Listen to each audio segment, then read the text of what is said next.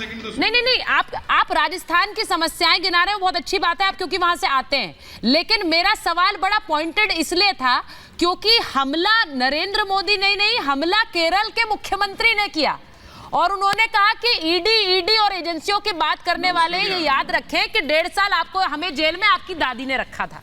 ये वाला हमला गठबंधन के अंदर से क्यों हो रहा है भाई वरुण जी? मैं उस पर भी आऊंगा,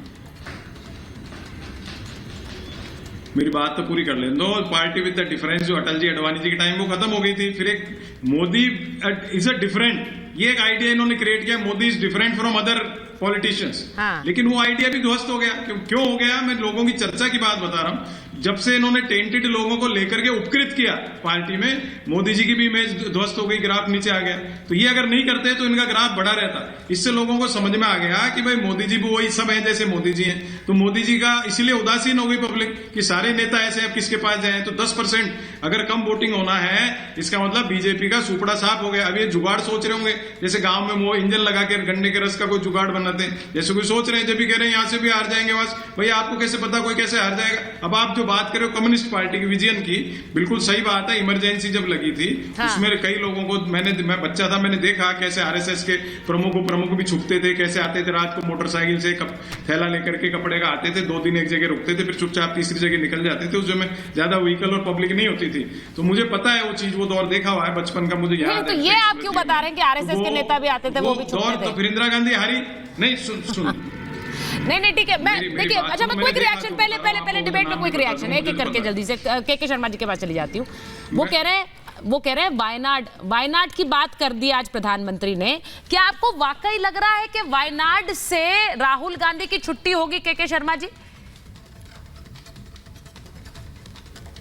देखिए, मैं ये कांग्रेस के जो प्रवक्ता हैं या जो भी हैं, मैं इनकी बात पे ये कहता हूँ, 2019 में कौन कहता था कि अमेठी हारेंगे? हम कहते थे दावे से ना कि अमेठी हरा देंगे। कैसे हमको पता था कि हम अमेठी हरा देंगे, और हारे कि नहीं हारे जो है राहुल गांधी? तो जनाब जनता बता देती है।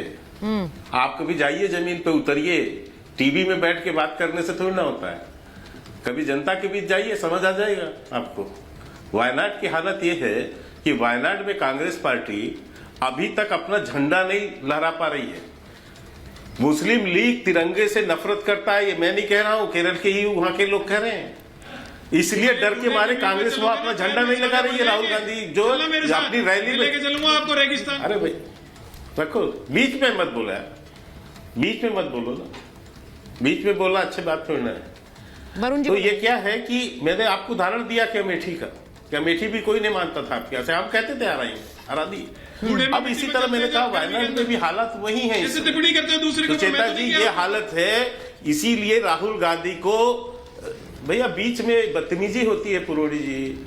हाँ, ठीक है, आप बोलिए, के शर्मा जी आप बोलिए। क्या है कि वहां जब वहां मैं कह रहा हूं, जनता के बीच आप जाएंगे तब आपको समझ आएगा। वहां पर 7 दिन 8 दिन राहुल गांधी को लगाना पड़ रहा है और इसके बावजूद रिस्पॉन्स नहीं मिल रहा है वहां पर। इसलिए वहां पर यह कहा जा रहा है कि वायनाड की स्थिति, वायनाड में उनकी स्थिति खराब है। और दूसरी बात, आप वहां पर जिन बातों की वहां चर्चा कर रहे हैं, वहां पर जो भाजपा के प्रत्याशी है वो बड़ी संख्या में उसके साथ समर्थन जुट रहा है। और नहीं तो आप मुस्लिम लीग का समर्थन लेने की आपको जरूरत उड़ क्यों पड़ती जो? और उसके बाद एसडीपीआई पीआईएम जैसी जो आतंकी संगठन है, जिनके राजनीतिक संगठन जो है वो आपको मदद कर रहे हैं, और उस पर आपकी बोलती बंद है, जिसपे प्रतिबंधित संगठन के साथ आपको करना पड़ रहा है। ऐसी परिस्थिति क्यों बनी आपके साथ? आप उसी उसमें, लेकिन अभी इन्होंने एक अग्निवीर की बात की। इनको मुझे समझ नहीं आता कि कितना इनका बड़ा विश्लेषण है। इसी अग्निवीर की घोषणा तो 3 साल पहले हुई है, लेकिन उसके बाद अभी राजस्थान में चुनाव हुए थे ना विधानसभा के, क्या परिणाम आए हैं? कांग्रेस तो साफ हो गई। तो आप इस तरह की यहाँ पर भ्रांति फैला सकते। अरे कहां से साफ हो गई? ठीक है, बात सिर्फ राहुल गांधी की नहीं है ना, बात तो पूरे गठबंधन की है। ये 2024 का चुनाव है, वहां पर बोला जा रहा है कि मोदी हटाओ, यहाँ पर कहा जा रहा है 400 पार है। मैं अजीज खान जी आपसे पूछ रही हूँ, क्योंकि आज अभी थोड़ी देर पहले अमित शाह का एक बयान आया, उन्होंने कहा हम 400 पार के लिए लड़ रहे हैं, 40 पार के लिए लड़ रहे हैं। इतना डिफरेंस है, ये है लड़ाई, और इसको तो लड़ाई ही नहीं कह सकते हैं। आप लोग 40 पार के लिए लड़ रहे हैं क्या? देखिए सुचेता जी, मैं पहले इन सारे मुद्दों पे तो बाद में आऊंगा, थोड़ा सा एक एनालिसिस कर दूं हाँ। डाटे का। और मेरे ख्याल से 400 और 40 की लड़ाई नहीं है। मैं तो सिर्फ ये कहना चाहूंगा कि इंडिया के जुनून का नतीजा जरूर निकलेगा, इसी सियाह समंदर से नूर निकलेगा। सुचेता जी एक बात समझिए कि जो हालात पैदा हुए कल, पहले फर्स्ट फेज का चुनाव था, उस चुनाव में आपने देखा कि कितना बड़ा बदलाव आया।